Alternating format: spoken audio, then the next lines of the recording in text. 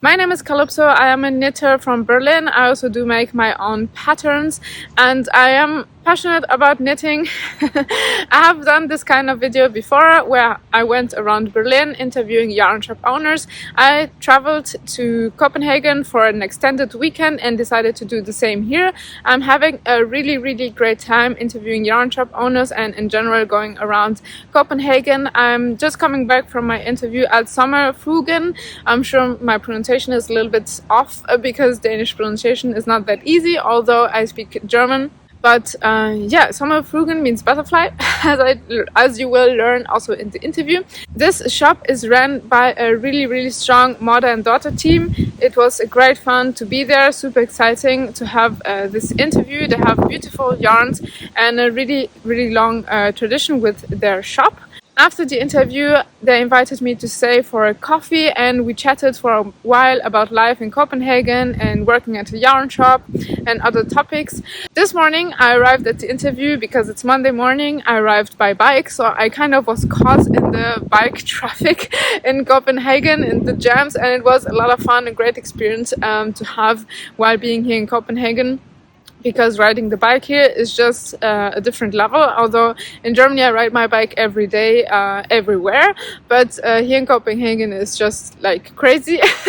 And you have to be careful when you get into biker jams because everyone is a little bit in a hurry, especially on Monday morning. And yeah, it was just super exciting and I'm super happy to have had this experience here in Copenhagen. In general, I want to emphasize that I've encountered a lot of hospitality with all the yarn shop owners that I have interviewed. I was feeling very comfortable and people in general are really smiley and really friendly and make you feel very welcome. So that's an incredible part of this extended weekend I've had here that I would like to emphasize. Yeah, enjoy the video. Hi and welcome to Sommerfuglen. I'm Tilde. And I'm Inga, and I'm the co-owner and the mother of Tilde. No, not the co-owner of me, No, the co-owner of Sommerfuglen. Yes, exactly. We own this yarn shop together and have done that since 2021. But you have had the shop since 2016. Yes, and the shop is about 44 years old at the moment. So it's an old yarn shop in Copenhagen. Yeah. So what made you made a shift from being an editor at a magazine to having your own yarn shop? What made you make that decision? At that time I thought that the media business wasn't a place to get old in, so I think I should make the change while I could decide it myself. And then I got the opportunity to buy Sommerfuglen and I did. And I haven't regretted yet. Not fully, at least. Not fully. It is hard work to have a yarn shop. It is. But you get to knit a lot and work a lot with yarn. What's your project at the moment? I'm in between a lot of projects, but I have some new ideas for our new yarn. I want to test the different textures. I want to combine thick yarn with the thin yarn and shiny yarn with the not so shiny, and want to make it a plain color but work with the structure instead. I was lucky to get mother and daughter on camera, and now Tilde is going to show us around the shop as well as introduce us their range of yarns. Good morning, Tilde. I'm really happy to be here at your knitting shop. Can you please say me how to pronounce the name of the knitting shop, because I don't speak Danish. Yes, okay. I'm having a hard time pronouncing it. It's called Sommerfuglen and it means butterfly. Sommerfuglen? It means Fuglen. Fuglen, okay. Yeah. But we've had a lot of different varieties, so. Okay, do you mean the name has changed, or is it always... No, we just, no one can pronounce it if you're not from Denmark. Okay. So either way, it's fine, yeah. Okay, good. Sommerfuglen. And your name is Tilde, and would you like to introduce yourself a little bit and tell us about the history of the shop? Yes, of course.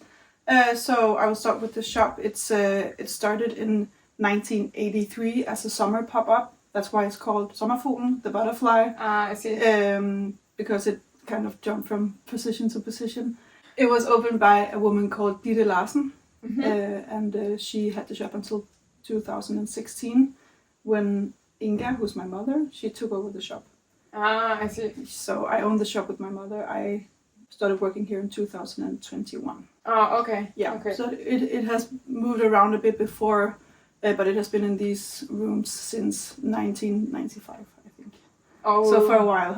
So is it one of the oldest shops here in Copenhagen, or? Yes. Yeah, for sure. Okay. Yes, yeah, definitely. I'm not sure that it's the oldest. I'm actually a bit, but definitely one of the oldest. Yeah. Yeah. Wow. So it has a really long tradition. Yeah. And what was your motivation, or the motivation of your mother, to take over a knitting shop or a yarn shop? I think for my mother, it was she was working as an editor in a magazine, and she got this opportunity because she's worked here earlier and she knew it, and she just thought, why not? Why not just throw herself out there? I'm not sure she knew exactly what she was getting into, but yeah. So she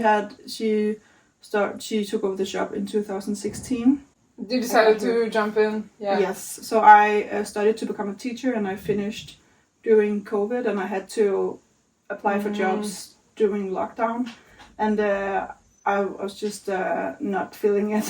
And we've talked for years about, like, for fun, oh, you're gonna come and take over the shop, and you're gonna help me, and blah blah. And then all of a sudden it got serious because I was like, I'm not really feeling these jobs I can apply for, and it's lockdown. If it's gonna happen, it's gonna happen now. And then I started working here, and apparently I never looked back because I'm still here.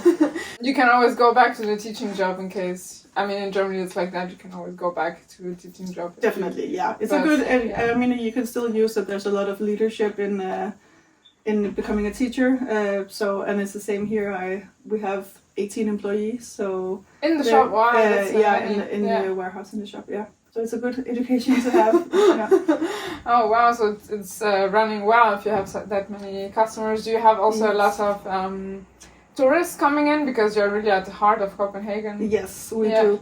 Especially right now in August, it's a prime time of especially German tourists, and a lot of Americans are coming. So it's we are busy. So we have to be 4 people in the shop to take care of all the customers. Exactly. Yeah. And then we have 2 or 3 people in the warehouse, which is right back here, and then we have me and 1 other person in the office. Yeah, it's a little busy. bigger than people think. Yeah. It is. Oh, okay. And the warehouse, do you also sell online, or yes. I see we that's have a web shop. Yeah. Oh, okay. So that's a really big entrepreneur. Yeah. Well, I just came when it went really well. I was really lucky. I mean, it's been going well like since the beginning, because it's still here. So they did manage to build up something with a history, and my mom, she could kind of modernize it, and she made it her own. And when I just started, I was like, no, because I'm a lot younger than my mom, obviously, and I was like, no, it has to be younger. We want to knit cooler stuff, like do cool collaborations. And I did that for like 6 months, and then I could say, okay, this doesn't really work. It's not that kind of shop. I really got some respect for the customers who have been shopping here since the 80s, and coming here with their grandchildren. And I kind of learned that very quickly, that this is it's got some history, and you have to work around that. You can't just change it.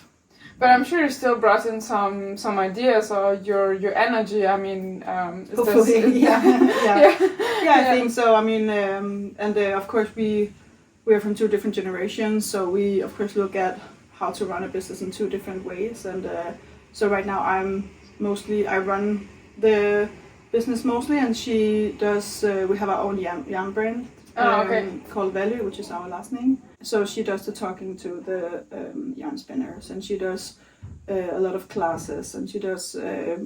She makes some patterns, and so she has a lot more creative role now, which I think is her dream. And then I can build up some some knowledge about how to run a business, I guess. Yeah. So you managed to give yourself like specific roles in this whole bigger picture. It took a while, It took a while, because it's a bit. I mean, it's difficult to work with your mother. It can be at least, and you have to be we're very close, so you have to be very careful not to kind of jeopardize that with work. Yes, for sure. Yeah. So it has been. We have had some bumps on the way, but we managed to make it really clearly divided who's doing what.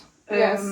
And after that, it made much more sense for us. Yeah, well, the bumps along the road also maybe strengthen the relationship. Yeah, so.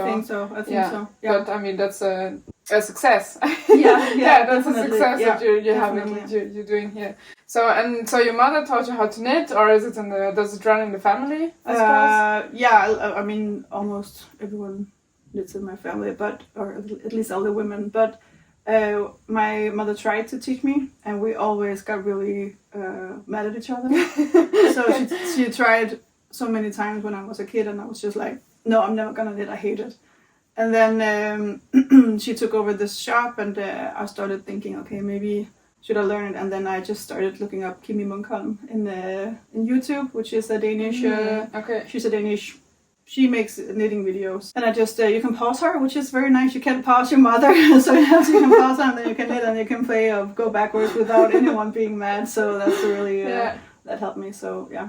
But it's great because some people have difficulty learning knitting in 2D because it's a 3D thing, so on the screen sometimes it can be a bit difficult. I had some issues, but I mean, I could always ask my mother. It's never been a good idea for those people. I think we don't learn the same way, so... it's normal. I mean, two different brains. Yeah, exactly. Yeah, and I think I've heard that you have to skip a generation, so I should have learned to knit by my grandmother and not by my mother. A little tip for anyone else. It's better to skip a generation. Yeah, so ask your grandmother if you want to learn how to knit. Or your aunt or someone. Exactly, just not too close. The shop is really big. It has many corners and it's really deep also. And I was surprised when I came in, just a whole world opened up to me. And what is your world of knitting? Do you like to knit with smaller needles or bigger needles? Or what is there a yarn you prefer? Or what is your knitting preferences or style? How would you describe it? That's a big question. I knit a lot of different stuff because I knit for the shop a lot, and that often means that I knit something that I wouldn't necessarily have knitted for myself. But it's nice because I get challenged in a way that I wouldn't maybe challenge myself. I used to like bigger needles. I think that's very normal for newer knitters, but recently I knitted this, which is the biggest project I've had on a little 3, I think. Yeah, so, it's perfect. So, and I can find joy in that too. But I mean, this piece of just stockinette. It took a while. Yeah. I like to have some easy TV projects, and I like to then also have some more difficult that takes a bit of concentration and brain power. My next project will be something Fair Isle, I think. So I'm looking forward to that. I've done a little bit, but not like a huge project. So we'll see if I ever finish it, but hopefully. Yeah, I'm sure you will. You're not in a hurry. Exactly. Yeah. You can knit it for a year. Yeah, exactly. Yeah. This is my 2026 project or something like that. Yeah, definitely. Yeah. When I knit for myself, not for the shop, I like to change a little bit of the pattern, just so I feel like it's not exactly what's on the picture, if you know what I mean. Yeah. So just like make another kind of ending or bind off, or something that like maybe not add the ribbing but do something else, or do something that so it looks like something I did.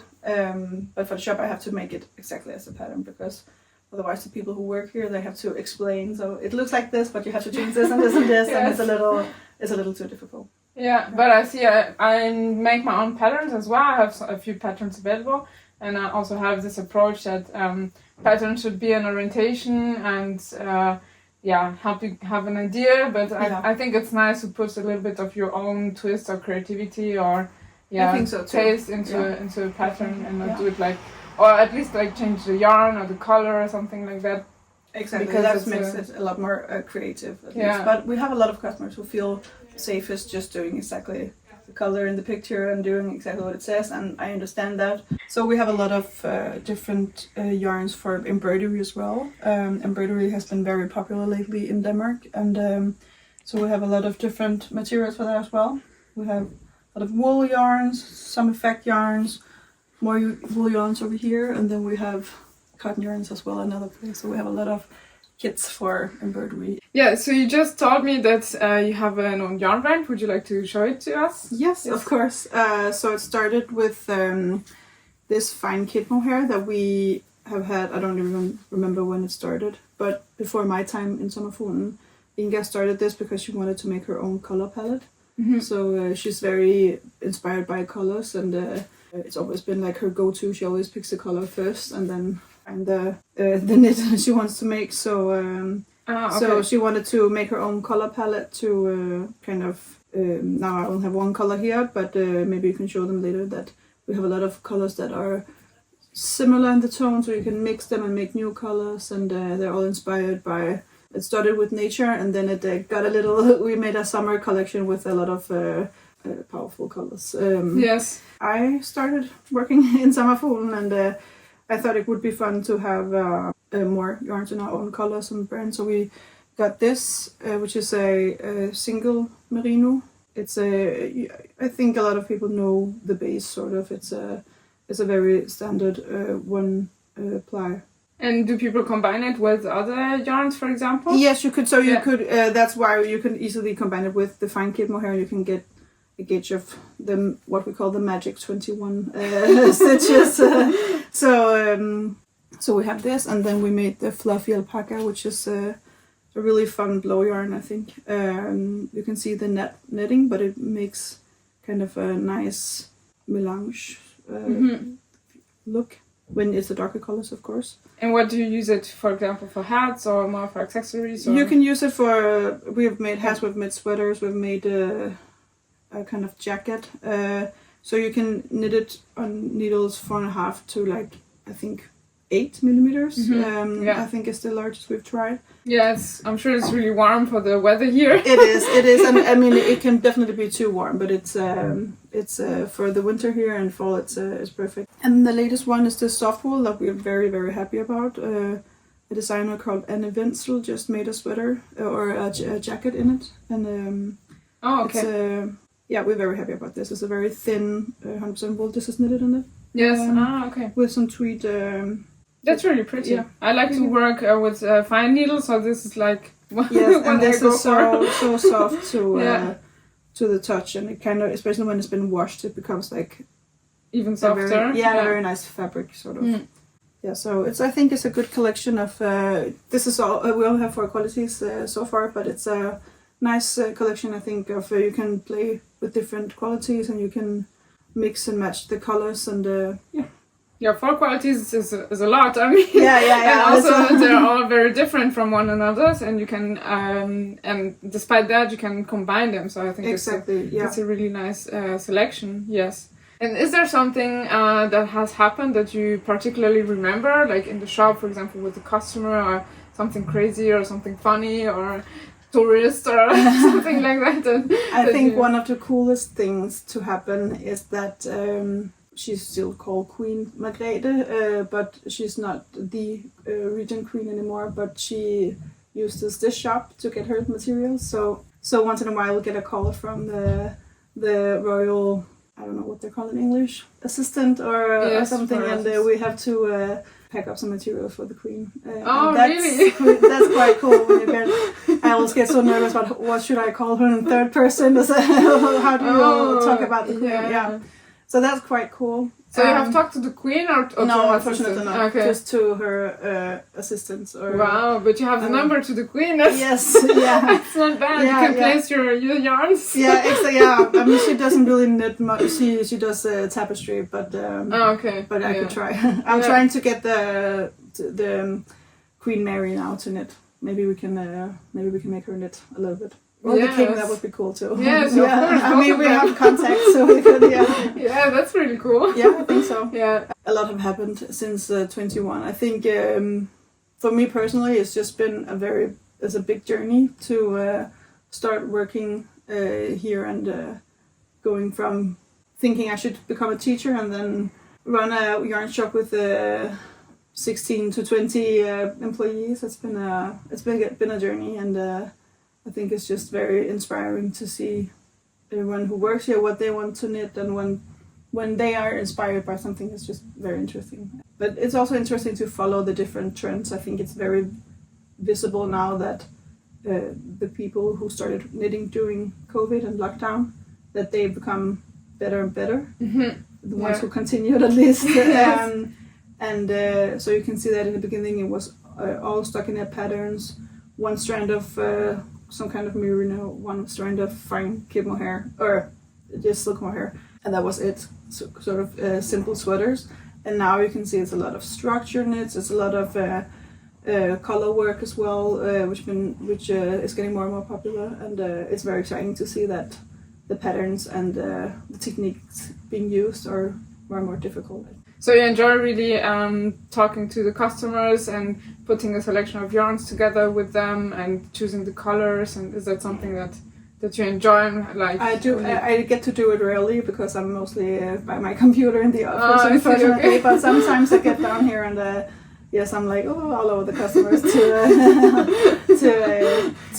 try to talk about yarns in another way, I think, than just ordering them online. So can customers ask for you if they want? If they want a special kind of, I mean, all of my employees are very good at their job, and they probably know even better than me what goes together with what patterns, because they get the same questions a lot. But if you want to talk to me, yes, of course. I'm just an email away. Okay. And since you've been working here on knitting, have you observed like a development in knitting culture, or more specifically in Danish knitting culture? Of course, petite knit is still very, very popular, and I think she will be for a very long time. But you can also see that people choose smaller and smaller designers, and I think that's because they trust in their own knitting skills more. So they don't have to go for the safest choice. Not that smaller designers aren't good at making patterns, but you just know that petite knits are very well written, and maybe you've knitted 4 of her patterns before, so you know what you get. They want to try new things, and they're more confident. Exactly. Yeah. And do you have a favorite knitting designer or pattern maker? It depends on what day you ask me. I mean, right now, of course, I really like Anne Wenzel because she made the pattern, and she makes very interesting silhouettes, and very simple, very Nordic, but it's you can easily make them more fun with another color, or you can it's just a very good, she knits in a lot of exciting structures. She made this one in a honeycomb kind of structure. So maybe to finish off, what is your favorite thing about working and running also a yarn business? I think there's a lot of different aspects to that, because for me, one of the things, I mean, of course, I work with yarn. I mean, that's a lot of people's dreams. There are a lot of people dream about that, and I think that being the one who decides like what color should we take in, what collaborations should we do. Especially I like doing collaborations with yarn dyers or people who make stitch markers or whatever.